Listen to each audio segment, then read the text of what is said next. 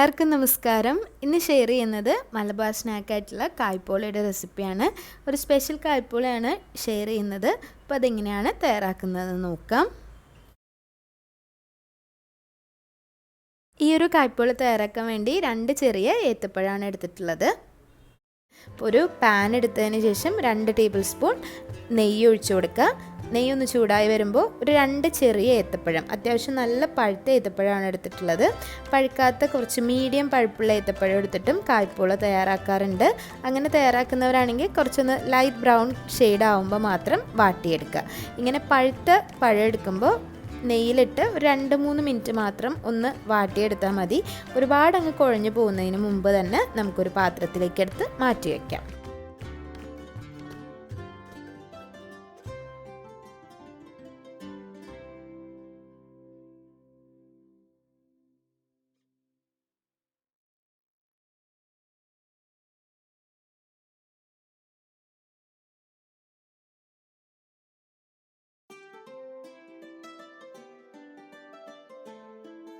ഒരു മീഡിയം ഫ്ലെയിമിലിട്ട് ഇതുപോലെ വാട്ടിയെടുക്കണം. ഏകദേശം ഒരു 2-3 മിനിറ്റിൽ ഇത് നന്നായിട്ട് വാടി പാകമായിട്ട് വരും. ഇതൊരു പാത്രത്തിലേക്ക് മാറ്റി വെക്കുക. ഇനി ഇതേ പാനിൽ ഇതേ നെയ്യിൽ തന്നെ കുറച്ച് കാര്യങ്ങളും കൂടി വറുത്തെടുക്കണം. അപ്പോൾ ഞാനിതിലേക്ക് കുറച്ച് വെളിച്ചെണ്ണ കൂടി ചേർത്ത് കൊടുത്തിട്ടുണ്ട്. ഇതിലേക്ക് ഒരു 1/2 കപ്പ് ചെറുതായിട്ട് സ്പ്ലിറ്റ് ചെയ്തിട്ടുള്ള കാഷ്യൂനട്ട് ചേർക്കാം. കൂടെ 1/2 കപ്പ് വറുത്ത കപ്പലണ്ടി ചേർക്കാം. ഒരു ചെറിയൊരു പിടി അല്ലെങ്കിൽ ഒരു 2 ടേബിൾ സ്പൂൺ കിസ്മിസ് കൂടി ചേർത്ത് കൊടുക്കാം. കപ്പലണ്ടി ചേർക്കുന്നത് ഒരു സ്പെഷ്യലായിട്ടാണ്, നല്ല ടേസ്റ്റ് ഉണ്ടാവും. ഇതും വറുത്ത് ഈ പഴത്തിൻ്റെ കൂടെ മാറ്റി വയ്ക്കാം. ഇനി ഒരു 5 മുട്ട എടുക്കാം. 5 മുട്ട ഒരു ബൗളിലേക്ക് പൊട്ടിച്ചൊഴിക്കാം.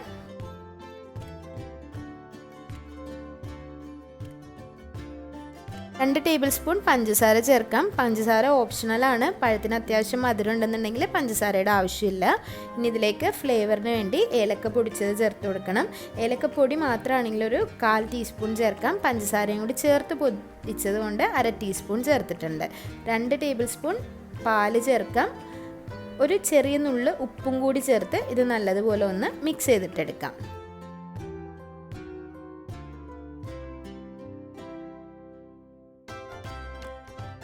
മിക്സ് ചെയ്തെടുത്തതിലേക്ക് നേരത്തെ വഴറ്റി വെച്ചിട്ടുള്ള പഴവും ബാക്കി നട്ട് മിക്സും കൂടി ചേർത്ത് നന്നായി മിക്സ് ചെയ്യാം.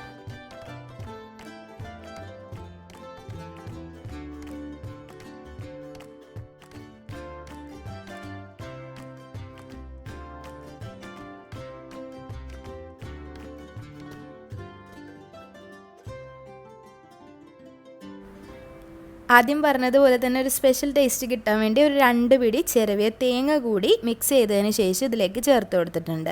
നല്ല ടേസ്റ്റാണ്. നിങ്ങൾ ഒരു വട്ടം ഒന്ന് ട്രൈ ചെയ്ത് നോക്കിയാൽ മതി. കപ്പലണ്ടിയും തേങ്ങയൊക്കെ ചേർത്ത് കായ്പോള ഉണ്ടാക്കിയാൽ നല്ല രുചിയുണ്ട്. ഈ ഒരു റെസിപ്പി എനിക്ക് കിട്ടിയത് യൂട്യൂബിൽ നിന്ന് തന്നെയാണ്. അബി ഫിറോസ് മോമി വ്ളോഗർ എന്ന് പറഞ്ഞൊരു ചാനലിൽ നിന്നാണ് കേട്ടോ. ഞാൻ ട്രൈ ചെയ്ത് നോക്കിയപ്പോൾ നല്ല ടേസ്റ്റ് ഉണ്ടായിരുന്നു.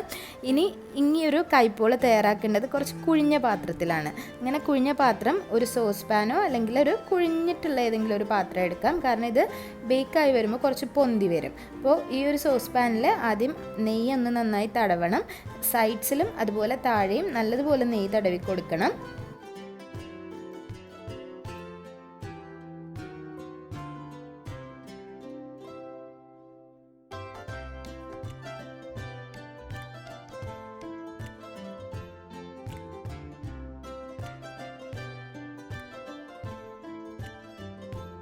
ഇനി ഇതിലേക്ക് ആ ബാറ്റർ ഒഴിച്ചു കൊടുക്കാം.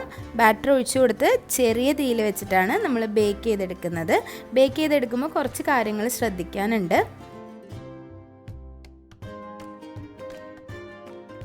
കായ്പോള തയ്യാറാക്കുമ്പോൾ എപ്പോഴും ഡയറക്റ്റ്ലി അടുപ്പിൽ വെക്കാത്തതാണ് നല്ലത്. ഒരു പഴയ തവയോ മറ്റോ ഉണ്ടെങ്കിൽ അതിന് മുകളിൽ ആയിട്ട് പാത്രം വെച്ച് കൊടുക്കുക. തവ വെക്കുന്ന സമയത്ത് ഒരു ഹൈ ഫ്ലെയിമിൽ വെച്ച് തവ ഒന്ന് ചൂടാക്കുക. പിന്നെ അതിനുശേഷം സിമ്മിൽ ഏറ്റവും ചെറിയ തീയിലിട്ട് മാത്രം കായ്പോള തയ്യാറാക്കിയെടുക്കുക. കാരണം ഇത് സ്ലോ ആയിട്ടാണ് ബേക്ക് ചെയ്ത് വരേണ്ടത്. ഒരിക്കലും തീ കൂട്ടി വെക്കരുത്. ചെറിയ തീയിൽ തന്നെ വെച്ചിട്ട് കുക്ക് ചെയ്യുക. 20 മുതൽ 30 മിനിറ്റ് വരെ എടുക്കും ഇത് തയ്യാറായി വരാൻ. ഓരോരുത്തരും തയ്യാറാക്കുന്ന ഒരളവിൽ ആയിരിക്കും ഉണ്ടാവുക. ഇതിപ്പോൾ കുറച്ച് കട്ടി കൂടിയതായതുകൊണ്ട് ഞാൻ ഏകദേശം ഒരു 25 മിനിറ്റ് വെച്ച് കൊടുത്തിട്ടുണ്ട്. അതിനുശേഷം ഒരു സ്ക്യൂവറോ മറ്റോ യൂസ് ചെയ്ത് ഇതുപോലെ ഒന്ന് കുത്തി നോക്കുക. സ്ക്യൂവറിലൊന്നും തന്നെ ആ ഒരു പാർട്സ് ഇല്ലാന്നുണ്ടെങ്കിൽ ഉൾഭാഗം നന്നായി വെന്തിട്ടുണ്ട്. മുകൾ ഭാഗം ഇതുപോലെ തന്നെയായിരിക്കും വെന്തിട്ടില്ല എന്ന് നമുക്ക് തോന്നുമെങ്കിലും ആ ഒരു കളർ ചേഞ്ച് മാത്രമായിരിക്കും ഇല്ലാത്തത്. അപ്പോൾ അതുകൂടി ഒന്ന് തയ്യാറാക്കാൻ വേണ്ടി ഒരു തവയിലേക്ക് ജസ്റ്റ് കുറച്ച് നെയ്യൊന്ന് സ്പ്രെഡ് ചെയ്തതിന് ശേഷം ഒന്ന് മറിച്ചിട്ട് കൊടുക്കുക. അങ്ങനെ മറിച്ചിട്ട് കൊടുക്കുന്ന സമയത്ത് ആ മുകൾ ഭാഗത്തിനും കളറൊക്കെ ഒന്ന് മാറി ചെറിയൊരു ഗോൾഡൻ കളറായിട്ട് വരും. എപ്പോഴും കായ്പോള എടുക്കുന്ന സമയത്തും അരികെല്ലാം ഇതുപോലെ ഒന്ന് വിടിയിപ്പിച്ച് കൊടുത്തിട്ട് വേണം പാനിലേക്ക് ഇട്ട് കൊടുക്കാൻ, അല്ലെങ്കിൽ അതിൻ്റെ അടിയിൽ ഒട്ടിപ്പിടിക്കാൻ ചാൻസ് ഉണ്ട്. ഇത് ഒരുപാട് ടൈമൊന്നും എടുക്കില്ല, ജസ്റ്റ് ഒന്ന് കൊട്ടിക്കൊടുത്താൽ മതി. ഇത് വളരെ ഈസി ആയിട്ട് തന്നെ അത് പോന്നോളും. നെയ്യ് ഗ്രീസ് ചെയ്യുന്നതുകൊണ്ടാണ് വളരെ പെട്ടെന്ന് വരുന്നത്. ഇതിപ്പോൾ ഞാൻ നല്ല ചെറിയ തീയിൽ 25 മിനിറ്റ്സ് വെച്ചിട്ട് കൂടി ഇതിൻ്റെ അടിയിലൊക്കെ ചെറിയൊരു കളർ വ്യത്യാസം വന്നിട്ടുണ്ട്. ബട്ട് കരിഞ്ഞു പോയിട്ടൊന്നുമില്ല. വെച്ചിട്ട് വെക്കുമ്പോഴും 2 മിനിറ്റൊക്കെ മാത്രം വെച്ച് കൊടുക്കുക. ചെറിയ തീയിൽ തന്നെ വെച്ച് കൊടുക്കാൻ ശ്രദ്ധിക്കുക, അല്ലെങ്കിൽ വളരെ പെട്ടെന്ന് തന്നെ കരിഞ്ഞ് കളർ മാറിപ്പോവും. ഇത് വളരെ ചെറുതായൊരു ഗോൾഡൻ കളർ ആകുമ്പോൾ തന്നെ നമുക്ക് സെർവിങ് പ്ലേറ്റിലേക്ക് മാറ്റാം.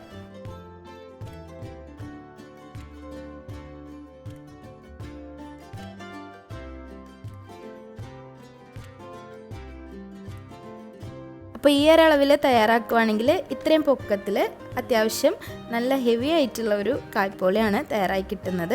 നല്ല ടേസ്റ്റിയാണ്, നല്ല പെർഫെക്റ്റാണ്. നമ്മൾ സ്പെഷ്യലായിട്ട് കപ്പലണ്ടിയും തേങ്ങ ചിരവിയതൊക്കെ ചേർത്തുകൊണ്ട് ഒരു പ്രത്യേക ടേസ്റ്റ് തന്നെ ഉണ്ട്. അപ്പോൾ ഈ ഒരു നോമ്പിന് എല്ലാവരും ഒന്ന് ട്രൈ ചെയ്ത് നോക്കുക. ട്രൈ ചെയ്ത് നോക്കിയിട്ട് അഭിപ്രായങ്ങളൊക്കെ കമൻസിൽ അറിയിക്കുക. വീഡിയോസൊക്കെ ഇഷ്ടമാവുന്നുണ്ടെങ്കിൽ ലൈക്ക് ചെയ്യുക, ഷെയർ ചെയ്യുക, സബ്സ്ക്രൈബ് ചെയ്യുക. അതുപോലെ നിങ്ങളുടെ ഫ്രണ്ട്സിനും ഫാമിലിക്കും ഈ ഒരു വീഡിയോ ഇഷ്ടമായിട്ടുണ്ടെങ്കിൽ ഷെയർ ചെയ്ത് കൊടുക്കുക. അപ്പോൾ ഇനിയും നല്ല നല്ല നോമ്പ് റെസിപ്പികളും അല്ലാത്ത റെസിപ്പികളൊക്കെ ആയിട്ട് കാണാം. അതുവരേക്കും താങ്ക് യു.